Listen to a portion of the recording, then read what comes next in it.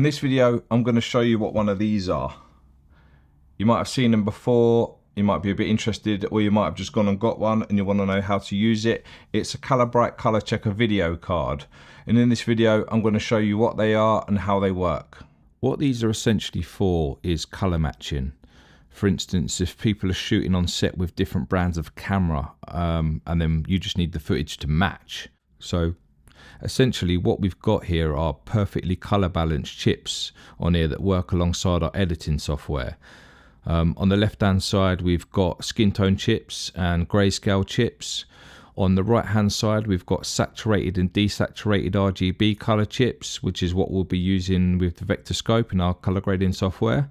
In the middle we've got some more grayscale chips. So at the bottom we've got glossy black, which represents 0 to 10% on the IRE scale. Above that we've got dark grey, which values from 20 to 30%. Above that you've got middle grey or light grey, which represents 40 to 50%. And then at the top we've got white, which should sit around the 90 to 100% mark. So let's take a look and see what we can do with this footage. So now we're inside DaVinci, and as you can see I've got my footage here, which obviously was shot on my FX3.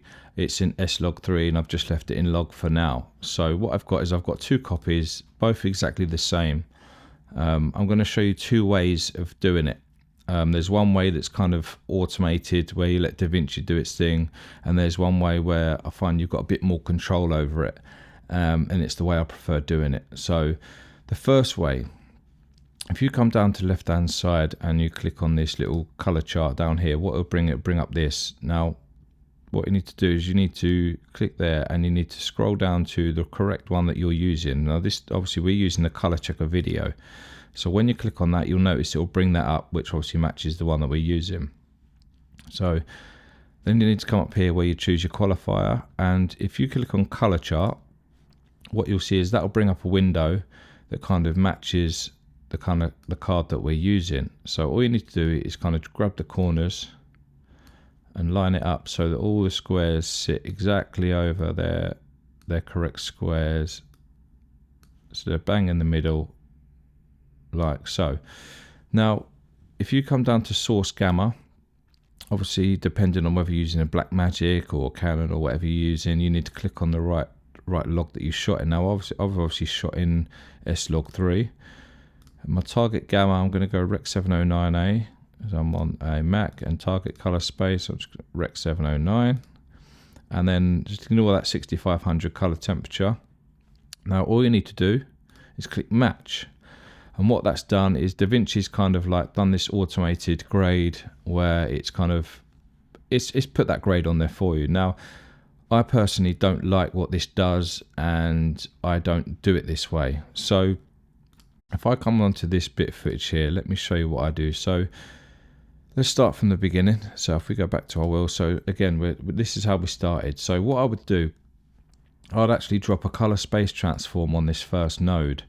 My input color space is sgamma3.cine. My input gamma is S-Log3. My output color space, I want it to be Rec 709, and output gamma, I want it to be gamma 2.4. So what that's done, that's obviously just done a quick conversion into Rec 709 of that footage. Now what I would do is I would come across Option S and I would start a new node. Now if you come across and you see where your waveform is down on the right, if you click vector scope, now what you see is you have these squares and you have these kind of spikes, which are actually these color chips on the checker card.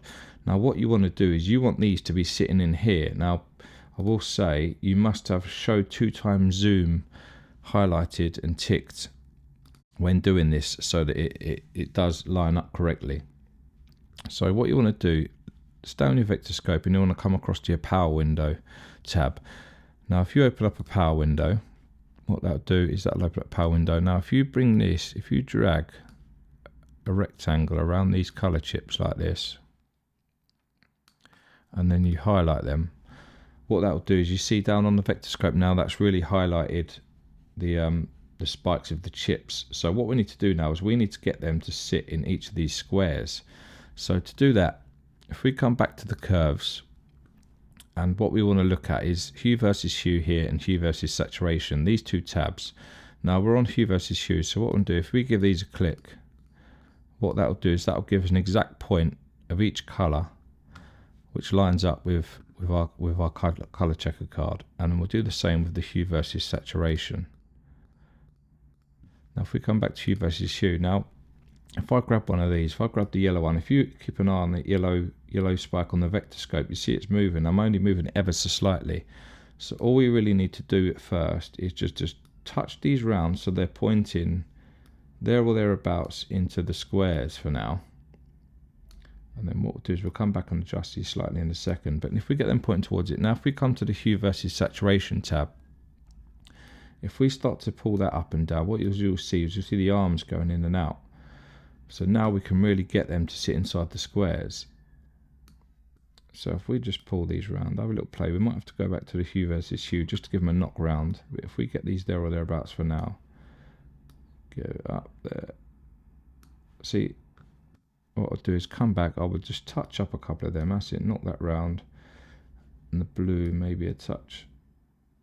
But there, I'm happy with that. So what we've done now is we've brought them into their correct squares. So if we go back to the power window now and we turn off that power window, what you'll see is only ever so slightly, but what we've done is we've actually, if you look at the vector scope, what we've done, you can see when I'm turning that window on and off what we've done. Now, what I would do is I'd actually Option S, I'd add another node.